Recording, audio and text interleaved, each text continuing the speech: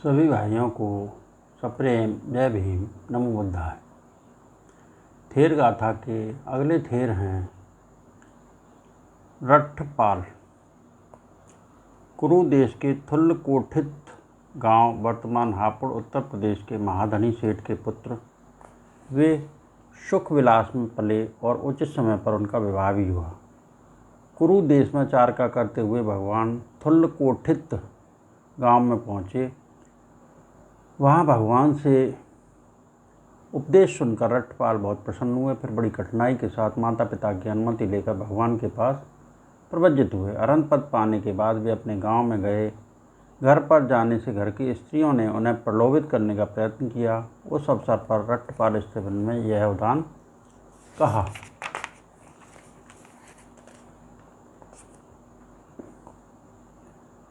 इस चित्रित शरीर को देखो जो वर्णों से युक्त है, फूला है, पीड़ित है, अनेक संकल्पों से युक्त है और जिसकी स्थिति ध्रुव नहीं है। मणि और कुंडल से सज्जित इस रूप को देखो। चमड़े से ढकी हुई हड्डी वस्त्रों के साथ शोभती है। पाद लाख से सजे हैं, मुंह पर चूर्ण लगा है। यह मूर्ख को मोहने के लिए पर्याप्त है, लेकिन पार निर्वाण गवेषक को नहीं। गुथे हुए बाल हैं और अंजन लगे नेत्र हैं। यह मूर्ख को मोहने के लिए पर्याप्त है, लेकिन पार निर्वाण गवेषक को नहीं। अंजन रखने की नई चित्रित नालिका की तरह यह गंदा शरीर अलंकृत है। वह मूर्ख को मोहने के लिए पर्याप्त है, लेकिन पार गवेषक को नहीं। हम मृग जाल में फंसे बिना चारा खाकर शिकारी को रोते छोड़ निकल चलें। शिकारी का जाल तोड़ दिया गया है, मृग जाल में नहीं पड़ा। चारे को खाकर शिकारी को रोते छोड़ हम निकल चलें। एक दिन रट्ठपाल थेर कौरव्य राजा के उद्यान में बैठे थे। राजा ने उनसे प्रव्रजित होने का कारण पूछा। उसे जवाब देते हुए स्टेवन ने यह उदान कहा। मैं संसार में धनी मनुष्यों को देखता हूँ जो धन पाकर मोह के कारण दान नहीं करते। वे लोभी धन का संग्रह करते हैं और अधिकाधिक विषयों की कामना करते हैं। राजा पृथ्वी पर सागर पर्यंत पृथ्वी पर शक्ति से विजय प्राप्त करता है और समुद्र के इस पार से तृप्त न हो समुद्र के उस पार की भी इच्छा करता है। राजा और दूसरे बहुत से मनुष्य अभी तृष्णा को मृत्यु को प्राप्त होते हैं।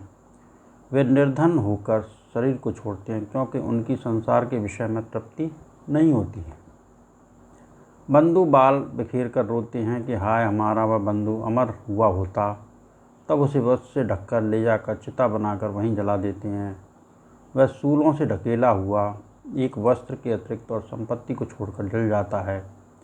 मरते हुए मनुष्य के बंधु मित्र या सहायक कोई साथ नहीं हो सकते। उत्तराधिकारी उसका धन ले जाते हैं। मृत प्राणी कर्मानुसार किसी गति को प्राप्त होता है। मरने वाले के साथ कुछ भी धन नहीं जाता। बाल बच्चे, स्त्री, धन और राष्ट्र भी नहीं जाते। धन से कोई दीर्घायु नहीं पाता और न धन से जरा का ही नाश होता है। ज्ञानियों ने जीवन को अल्प, अशाश्वत और परिवर्तनशील बताया है। धनी और दरिद्र स्पर्श पाते हैं, मूर्ख और ज्ञानी भी स्पर्श पाते हैं। मूर्ख मूर्खता के कारण पीड़ित होता है, पड़ा रहता है। ज्ञानी दुख स्पर्श पाकर कांपता नहीं। इसलिए धन की अपेक्षा प्रज्ञा ही श्रेष्ठ है, जिससे मनुष्य यहाँ दुख के अंत को प्राप्त कर सकता है। मूर्ख संसार का अंतरंग सुख पाकर मोह के कारण पाप कर्म करता ही रहता है। मूर्ख बारंबार गर्भ में, परलोक में, संसार में जन्म लेता है। दूसरा अल्प प्रज्ञ भी उसका विश्वास कर इस लोक और परलोक में जन्म लेता है।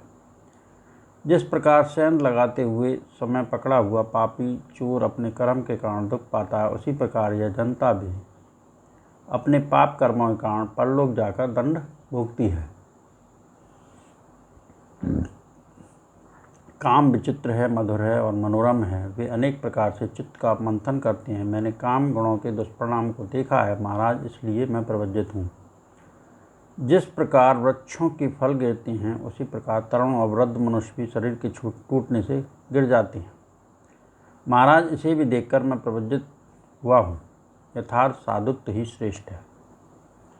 मैं श्रद्धा से जिन शासन में आ गया हूँ, श्रद्धा से मेरी प्रव्रज्या रिक्त नहीं। ऋषियों के ऋण से उऋण हो मैं भोजन लेता हूँ। विषयों को आग की तरह देखा, सोना चांदी को शस्त्र की तरह देखा, गर्भ में उत्पत्ति को दुख देखा, नरकों के महाभय को देखा। उन दोषों को देखकर मुझे तब संवेग उत्पन्न हुआ। सो मैं दुख से प्रेरित हो साधनारत हो आश्रमों चित्त विकारों के क्षय को प्राप्त हुआ हूँ। मैंने शास्त्रा की सेवा की है और बुद्ध शासन को पूरा किया है। मैंने भारी बोझ को उतार दिया है और भव नेत्र तृष्णा का समूल नाश किया है। जिस अर्थ के लिए घर से बेघर हो प्रवज्जित हुआ, मैंने उस अर्थ को समझकर सभी बंधनों के क्षय को प्राप्त किया है। इसी कड़ी में अगले थेर हैं मालूम के पुत्र। इस स्थिविर की कथा छठे निपात में आ गई है। अरहंत पद पाने के पहले एक दिन मालूम के पुत्र भगवान के पास शिक्षा प्राप्त करने गए। भगवान ने उन्हें इंद्रियों द्वारा विषयों को जानकर उनमें आसक्त न होने की शिक्षा दी। इसी शिक्षा को लक्ष्य करके मालूम के पुत्र ने यह उदाहरण प्रकट किया।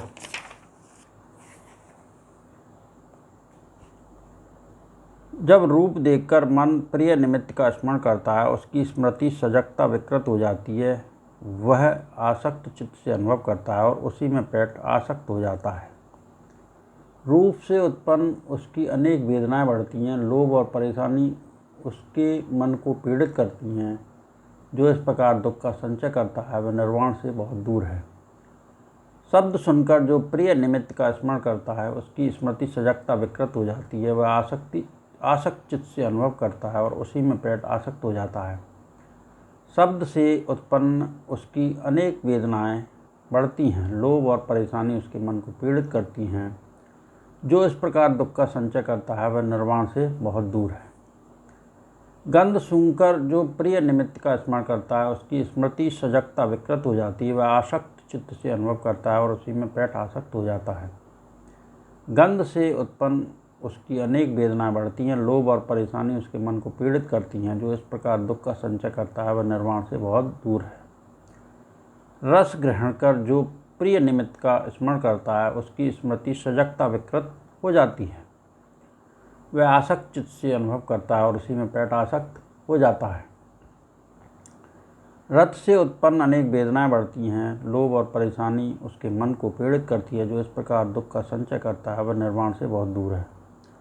जो स्पर्श पाकर प्रिय निमित्त का स्मरण करता है, उसकी स्मृति सजगता विकृत हो जाती है। वह आसक्त चित्त से अनुभव करता है और उसी में डूब आसक्त हो जाता है। स्पर्श से उत्पन्न उसकी अनेक वेदनाएं बढ़ती हैं। लोभ और परेशानी उसके मन को पीड़ित करती है। जो इस प्रकार दुख का संचय करता है वह निर्वाण से बहुत दूर है। जो विचार को जानकर प्रिय निमित्त का स्मरण करता है, उसकी स्मृति सजगता विकृत हो जाती है। वह आसक्त चित्त से अनुभव करता है और उसी में बैठकर रह जाता है।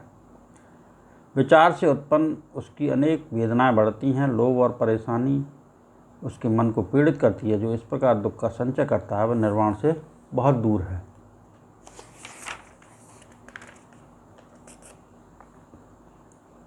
जो रूप देखकर स्मृतमान रहता है, वह रूपों में आसक्त नहीं होता। वह अनासक्त चित्त हो अनुभव करता है और उसी में नहीं बैठता है।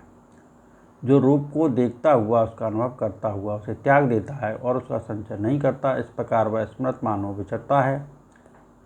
जो इस प्रकार दुख का संचय नहीं करता वह निर्वाण के निकट हो जाता है। जो शब्द सुनकर स्मृतमान रहता है, वह शब्दों में आसक्त नहीं होता।